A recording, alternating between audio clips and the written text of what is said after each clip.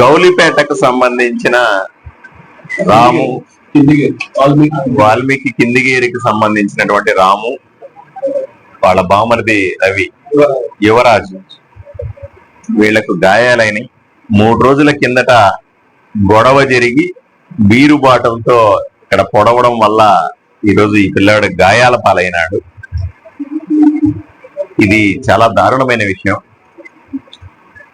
ఆదోనిలో ఇటువంటి గొడవలు గాని, గూండాగిరీలు గాని, రౌడీజాలు గాని, ఒకరినొకరు పొడుచుకోవడం గాని, హత్యా ప్రయత్నాలు చేయడం మంచివి కాదు అని నేను చాలా స్పష్టంగా చెప్తా ఉన్నా. అటువంటి ఉండకూడదు అని చెప్తా ఉన్నా.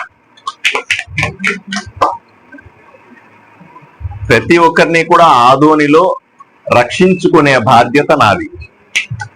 గొడవలు కోసం కానీ, ఏదో తాగేసి ఒకడి మీద ఒకటి పోవడం కానీ, చిన్న చిన్న విషయాలకి చంపుకునే రీతిలో గాయపరచడం కానీ, ఇవన్నీ కూడా నేరం కిందకి వస్తాయి. ఒక్కోసారి మత్తులోనో లేదా హీరోయిజం చూపుదామనో ఏదో రకంగా తప్పులు చేసే యువత అర్థం చేసుకోవాలి. మీ తల్లిదండ్రులను ఒకసారి ఆలోచన చేయండి. లేదా మీరు ఎవరి మీద దాడి చేస్తున్నారో వాళ్ళ తల్లిదండ్రులు, వారి భార్య, బిడ్డలు, వాళ్ళ బంధువుల గురించి ఒకసారి ఆలోచన చేయండి. ఎవరికైనా సరే ఇది కష్టమే కదా. దేనికోసం మీరు పోట్లాడుకుంటారో అని సూటిగా ప్రశ్నిస్తా ఉన్నా. దయచేసి సొంత బంధువులు, ఒకే కులంలో ఉన్నవాళ్ళు, ఒకే వీధిలో ఉన్నవాళ్ళు, స్నేహితులుగా గడిపేవాళ్ళు ఏదో ఒక కారణం చేత గొడవ పెరిగిందని ఒకరినొకరి మీద దాడి చేసుకుంటే దాని ప్రభావం మీ జీవిత కాలం మీద ఉంటది. యువతకు చాలా ముఖ్యంగా చెప్తా ఉన్నాను, దయచేసి నేరాల్లో పోకండి. మీరు ఏదో చేసుకొని బతికేవాళ్ళు ప్రశాంతంగా చేసుకొని హాయిగా బతకండి. భార్య బిడ్డలు ఉన్నారు, తల్లిదండ్రులు ఉన్నారు, అక్క చెల్లెళ్ళు ఉన్నారు, వీళ్ళందరితో సంతోషంగా గడపండి. చిన్న బిడ్డ, 3 నెలల బిడ్డ ఉంది, సంతోషం గడపాలి. ఇవన్నీ గొడవలకి వెళ్ళి ఏదో రకంగా పోలీసు రికార్డులు ఎక్కితే జీవితకాలం ఇవన్నీ కూడా మిమ్మల్ని వెంటాడతాయన్న విషయాన్ని మీరు గుర్తుపెట్టుకోవాలి. ఈ రోజు ఏదో గొడవతో అయిపోయిందని కాదు.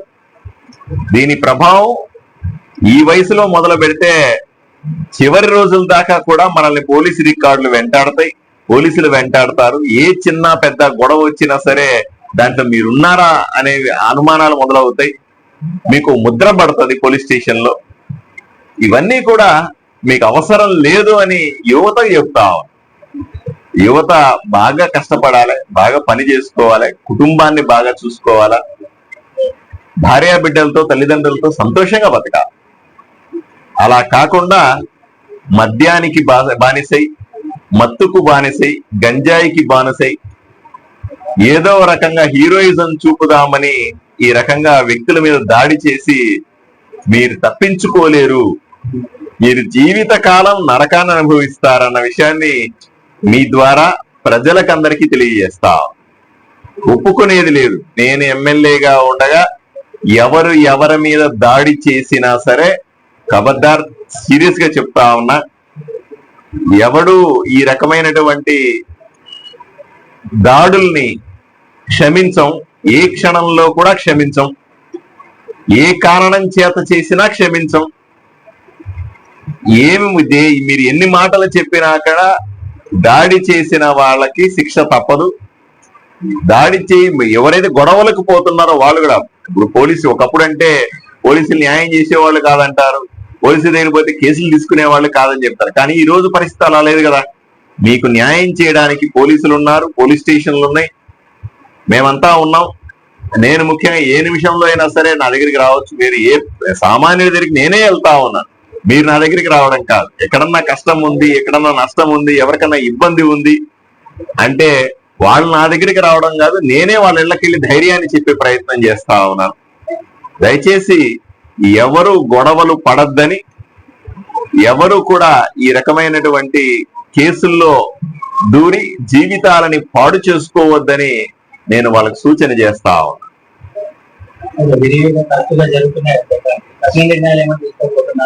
ఇంకా రాజకీయ నేతలు కూడా ఎంపీఎస్ అయ్యి నిరసన కాపాడే ప్రయత్నాలు చేస్తున్నారని ఆదోనిలో ఏ రాజకీయ నాయకుడైనా సరే ఇటువంటి వాటిలో దోషుల్ని కాపాడే ప్రయత్నం చేస్తే వాళ్లకు కూడా ఇబ్బందులు ఉంటాయి. ఎవరు అలా ఏ రాజకీయ నాయకుడిని అలా చేయొద్దు అని కోరుకుంటాను. రాజకీయాల్లో ఉన్న వాళ్ళు గొడవలను సర్ది ఊరిని ప్రశాంతంగా పెట్టాలి తప్ప ఊర్లో గొడవలు పెంచే విధంగా ఎవరన్నా వ్యవహరిస్తే చాలా సీరియస్ గా తీసుకుంటాం.